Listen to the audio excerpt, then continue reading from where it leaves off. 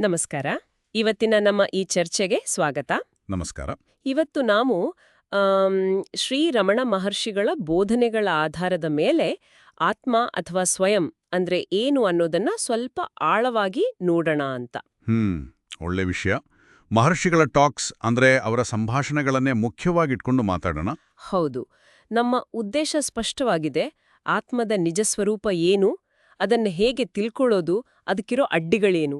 ಮತ್ತೆ ಈ ತಿಳುವಳಿಕೆ ನಮ್ಮ ದಿನನಿತ್ಯದ ಬದುಕಿಗೆ ಹೇಗೆ ಸಂಬಂಧಪಟ್ಟಿದೆ ಅನ್ನೋದು. ಸರಿ. ಹಾಗಾದ್ರೆ ಶುರು ಮಾಡೋಣ. ಮೊದಲಿಗೆ ಈ ಆತ್ಮದ ಸ್ವರೂಪದ ಬಗ್ಗೆ ಮಹರ್ಷಿಗಳು ಏನ್ ಹೇಳ್ತಾರೆ? ಮಹರ್ಷಿಗಳ ಪ್ರಕಾರ ಆತ್ಮ ಅಂದ್ರೆ ಅದು ಶಾಶ್ವತವಾದ ಸತ್ಯ. ಅದಕ್ಕೆ ಹುಟ್ಟು ಸಾವು ಅಂತ ಇಲ್ಲ. ಅಂದ್ರೆ ದೇಹ ಮನಸ್ಸಿಗಿಂತ ಬೇರೆನಾ? ಖಂಡಿತವಾಗಿಯೂ. ದೇಹ ಮನಸ್ಸು ಬದಲಾಗ್ತಾ ಇರುತ್ತೆ, ಬರುತ್ತೆ, ಹೋಗುತ್ತೆ. ಆದ್ರೆ ಆತ್ಮ ಅದು ಯಾವಾಗಲೂ ಇರೋದು, ಬದಲಾಗದೇ ಇರೋದು. ಅದನ್ನ ಅವರು ಶುದ್ಧ ಪ್ರಜ್ಞೆ ಅಂತ ಕರೀತಾರಲ್ವಾ? ಹೌದು, ಪ್ಯೂರ್ ಕಾನ್ಷಿಯಸ್ನೆಸ್. ಮತ್ತೆ ಸತ್ ಚಿತ್ ಆನಂದ ಸ್ವರೂಪ ಅಂತಾನು ಹೇಳ್ತಾರೆ. ಸತ್ ಚಿತ್ ಆನಂದ ಅಂದ್ರೆ? ಸತ್ ಅಂದ್ರೆ ಇರುವಿಕೆ, ಅಸ್ತಿತ್ವ. ಚಿತ್ ಅಂದ್ರೆ ಪ್ರಜ್ಞೆ, ತಿಳುವಳಿಕೆ. ಆನಂದ ಅಂದ್ರೆ ಅದು ಬ್ಲಿಸ್, ಸಹಜವಾದ ಸುಖ. ಇದೇ ಆತ್ಮದ ನಿಜ ಸ್ವಭಾವ. ಇದು ನಮ್ಮ ಅಹಂಕಾರ, ಆಲೋಚನೆಗಳ ಆಚೆಗಿನ ನಮ್ಮ ನಿಜವಾದ ನಾನು ಅಂತ ಹೇಳ್ಬೋದಾ? ಖಂಡಿತ. ನಮ್ಮ ನಾನು ಅನ್ನೋ ಭಾವನೆ ಇದೆಯಲ್ಲ, ಅಹಂಕಾರ, ಅದು ಬೇರೆ. ಆತ್ಮ ಅನ್ನೋದು ಅದರ ಆಚೆಗಿರೋದು. ಎಚ್ಚರ, ಕನಸು, ನಿದ್ದೆ, ಈ ಮೂರು ಸ್ಥಿತಿಗಳಲ್ಲೂ ಅದು ಇದ್ದೇ ಇರುತ್ತೆ. ಬದಲಾಗದೇ ಇರೋವನ್ನು ಸ್ಥಿರವಾದ ಹಿನ್ನೆಲೆಯ ತರಹ. ಕರೆಕ್ಟ್. ಅದನ್ನೇ ಹೃದಯ ಅಂತಾನೂ ಕರೀತಾರೆ ಕೆಲವೊಮ್ಮೆ. ಅದು ಭೌತಿಕ ಹೃದಯ ಅಲ್ಲ, ಆಧ್ಯಾತ್ಮಿಕ ಕೇಂದ್ರ ಅಲ್ವಾ? ಹೌದು. ನಾನು ಅನ್ನೋ ಭಾವ ಎಲ್ಲಿಂದ ಹುಟ್ಟುತ್ತೋ ಆ ಮೂಲ. ಓಕೆ, ಹಾಗಾದ್ರೆ ಈ ಆತ್ಮವನ್ನ ಅರಿಯೋದು ಅಂದ್ರೆ ಆತ್ಮ ಸಾಕ್ಷಾತ್ಕಾರ, ಇದ್ರ ಬಗ್ಗೆ ಏನ್ ಹೇಳ್ತಾರೆ? ಇದೇನೋ ಹೊಸದಾಗಿ ಸಾಧಿಸಬೇಕಾದದ್ದಾ? ಇಲ್ಲ. ಇಲ್ಲೇ ಮುಖ್ಯವಾದ ಪಾಯಿಂಟ್ ಇರೋದು. ಮಹರ್ಷಿಗಳು ಸ್ಪಷ್ಟವಾಗಿ ಹೇಳ್ತಾರೆ, ಆತ್ಮ ಸಾಕ್ಷಾತ್ಕಾರ ಅಂದ್ರೆ ಹೊಸದಾಗಿ ಏನನ್ನೂ ಗಳಿಸೋದಲ್ಲ. ಹೌದಾ? ಯಾಕಂದ್ರೆ ಆತ್ಮ ಅನ್ನೋದು ನಮ್ಮ ಸಹಜ ಸ್ಥಿತಿ. ಅದು ಯಾವಾಗ್ಲೂ ಇಲ್ಲೇ ಇದೆ. ಆಲ್ರೆಡಿ ರಿಯಲೈಸ್ಡ್ ಅಂತಾರೆ ಅವರು. ಹಾಗಾದ್ರೆ ನಮಗೆ ಯಾಕೆ ಅದರ ಅನುಭವ ಆಗ್ತಿಲ್ಲ? ಯಾಕಂದ್ರೆ ನಾವದನ್ನ ಅಜ್ಞಾನದ ಪರದೆಯಿಂದ, ನಮ್ಮ ತಪ್ಪು ಕಲ್ಪನೆಗಳಿಂದ ಮರೆಮಾಡಿದ್ದೀವಿ. ಆ ಪರದೆ ಸರಿಸೋದೇ ಸಾಕ್ಷಾತ್ಕಾರ. ಅಂದ್ರೆ ನನಗಿನ್ನೂ ಸಾಕ್ಷಾತ್ಕಾರ ಆಗಿಲ್ಲ ಅಂತ ಅಂದುಕೊಳ್ಳೋದೇ ಒಂದು ದೊಡ್ಡ ಅಡ್ಡಿ ಅಂತ ಹೇಳ್ತಾರಲ್ಲ? ಅದೇ ದೊಡ್ಡ ಅಡಚಣೆ. ಅದು ಕೂಡ ಅಹಂಕಾರದ ಒಂದು ರೂಪವೇ. ಇದು ನಿಜಕ್ಕೂ ಗಮನಿಸ್ಬೇಕಾದ ವಿಷಯ.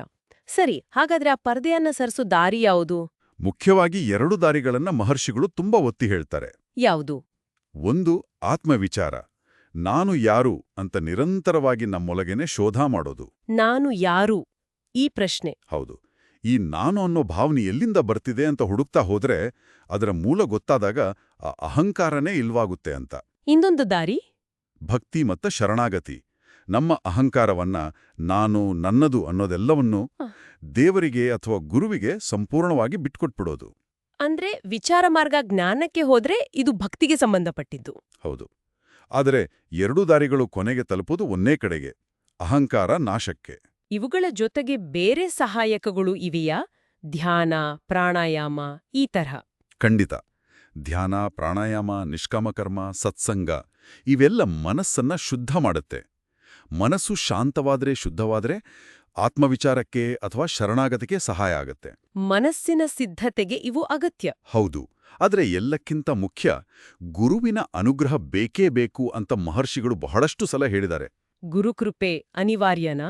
ಅತ್ಯಗತ್ಯ ಅಂತ ಪರಿಗಣಿಸ್ತಾರೆ. ಹಾಗೇನೆ ಮೌನವೇ ಶ್ರೇಷ್ಠ ಉಪದೇಶ ಅಂತ. ದಕ್ಷಿಣಾಮೂರ್ತಿಯ ಹಾಗೆ. ಕರೆಕ್ಟ್. ಮಾತುಗಳ ಆಚೆಗಿನ ಅನುಭವ ಅದು. ಸರಿ. ಈ ಹಾದಿಯಲ್ಲಿ ಹೋಗುವಾಗ ಅಡೆತಡೆಗಳು ಅಂತೂ ಇರ್ಬೇಕಲ್ಲ? ಯಾವು ಮುಖ್ಯವಾದವು? ಮುಖ್ಯವಾಗಿ ನಮ್ಮ ವಾಸನೆಗಳು. ಅಂದ್ರೆ ಜನ್ಮಾಂತರದಿಂದ ಬಂದಿರೋ ಮನಸ್ಸಿನ ಸಂಸ್ಕಾರಗಳು, ಹಳೆಯ ಅಭ್ಯಾಸಗಳು. ಅವು ನಮ್ಮನ್ನ ಮತ್ತೆ ಹೊರಗಡೆ ಎಳಿತವೆ. ಅವುಗಳ ಹಿಡಿತ ಜಾಸ್ತಿ ಇರುತ್ತೆ. ಹೌದು. ಮತ್ತೆ ಅತೀ ದೊಡ್ಡ ಅಡಚಣೆ ಅಂದ್ರೆ ಅದು ಅಹಂಕಾರವೇ. ನಾನು ಈ ದೇಹ, ನಾನು ಈ ಮನಸ್ಸು ಅನ್ನೋ ತಪ್ಪು ತಿಳುವಳಿಕೆ. ಅದೇ ಮೂಲ ಸಮಸ್ಯೆ. ಆಲೋಚನೆಗಳ ಬಗ್ಗೆನೂ ಹೇಳ್ತಾರಲ್ಲ? ಖಂಡಿತ. ನಿರಂತರವಾಗಿ ಬರೋ ಆಲೋಚನೆಗಳು, ಅವು ಮೋಡಗಳ ಹಾಗೆ ಸೂರ್ಯನನ್ನ ಮರೆಮಾಡ್ತಾವಲ್ಲ, ಹಾಗೆ ಆತ್ಮವನ್ನ ಮರೆಮಾಡ್ತವೆ. ದೇಹವೇ ನಾನು ಅನ್ನೋ ದೇಹಾತ್ಮ ಬುದ್ಧಿ ಕೂಡ ಇದೇ ಅಹಂಕಾರದ ಭಾಗ ಅಲ್ವಾ? ಹೌದು, ಅದೇ ಅಹಂಕಾರದ ಗಟ್ಟಿಯಾದ ರೂಪ. ಸರಿ. ಹಾಗಾದ್ರೆ ಈ ಆತ್ಮಕ್ಕೂ ನಾವು ನೋಡೋ ಈ ಜಗತ್ತಿಗೂ ಬೇರೆ ಜನರಿಗೂ ಏನ್ ಸಂಬಂಧ? ಮಹರ್ಷಿಗಳ ದೃಷ್ಟಿಯಲ್ಲಿ ಈ ಜಗತ್ತು ಅನ್ನೋದು ನಮ್ಮ ಮನಸ್ಸಿನ ಒಂದು ಪ್ರಕ್ಷೇಪಣೆ ಅಷ್ಟೇ, ಒಂದು ಪ್ರೊಜೆಕ್ಷನ್. ಮನಸ್ಸಿನಿಂದ ಹೊರಬಂದಿರೋದಾ? ಹೌದು.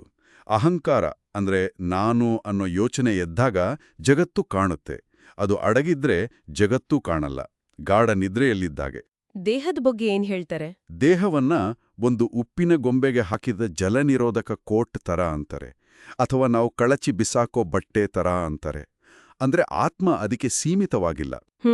ಇದನ್ನ ಅರ್ಥ ಮಾಡ್ಕೊಳ್ಳೋಕೆ ಆ ಸಿನಿಮಾ ಪರ್ದೆ ಉದಾಹರಣೆ ತುಂಬಾ ಚೆನ್ನಾಗಿದೆ ಅಲ್ವಾ? ಹೌದು ಹೌದು, ಅದ್ಭುತ ಉದಾಹರಣೆ. ನಾವು ಪರದೆ ಮೇಲೆ ಓಡಾಡೋ ಚಿತ್ರಗಳನ್ನ ನೋಡ್ತೀವಿ, ಕಥೆಯಲ್ಲಿ ಮುಳುಗು ಹೋಗ್ತೀವಿ. ಹೌದು. ಆದ್ರೆ ಆ ಚಿತ್ರಗಳಿಗೆಲ್ಲ ಆಧಾರವಾಗಿರೋ, ಯಾವಾಗ್ಲೂ ಇರೋ ಆ ಬಿಳಿ ಪರದೆಯನ್ನ ನಾವು ಗಮನಿಸೋದೇ ಇಲ್ಲ. ಹಾಗೆಯೇ ನಾವು ಜಗತ್ತನ್ನ ನೋಡ್ತೀವಿ, ಆದ್ರೆ ಅದಕ್ಕೆ ಆಧಾರವಾದ ಆತ್ಮವನ್ನ ಮರಿತೀವಿ. ಎಕ್ಸಾಕ್ಟ್ಲಿ ಅದೇ. ಹಾಗಾಗಿ ಆತ್ಮಸಾಕ್ಷಾತ್ಕಾರವೇ ಮನುಕುಲಕ್ಕೆ ಮಾಡಬಹುದಾದ ದೊಡ್ಡ ಸೇವೆ ಅಂತಾನೂ ಹೇಳ್ತಾರೆ. ಅದು ಹೇಗೆ? ಜ್ಞಾನಿ ಸುಮ್ನೆ ಕೂತಿದ್ರೂ ಸೇವೆ ಆಗುತ್ತಾ? ಹೌದು, ಯಾಕಂದ್ರೆ ಅವ್ರ ಇರುವಿಕೆ, ಅವರ ಶಾಂತಿ ಅದು ಸುತ್ತಲಿನ ವಾತಾವರಣದ ಮೇಲೆ ಪ್ರಭಾವ ಬೀರುತ್ತೆ. ಅವರು ಕಾಡಲ್ಲೇ ಇರ್ಲಿ, ಎಲ್ಲೇ ಇರ್ಲಿ, ಅವರ ಸಾನ್ನಿಧ್ಯದಿಂದಲೇ ಲೋಕಕ್ಕೆ ಒಳ್ಳೆದಾಗುತ್ತೆ ಅಂತ. ಓ, ಇದು ಒಂದು ವಿಭಿನ್ನ ದೃಷ್ಟಿಕೋನ. ಸರಿ, ಹಾಗಾದ್ರೆ ಒಟ್ಟಾರೆಯಾಗಿ ಮಹರ್ಷಿಗಳ ಸಂದೇಶದ ಸಾರಾಂಶ ಏನು ಅಂತ ಹೇಳ್ಬೋದು? ತುಂಬಾ ಸರಳವಾಗಿ ಹೇಳೋದಾದ್ರೆ, ಆತ್ಮವೇ ನಮ್ಮ ನಿಜ ಸ್ವರೂಪ.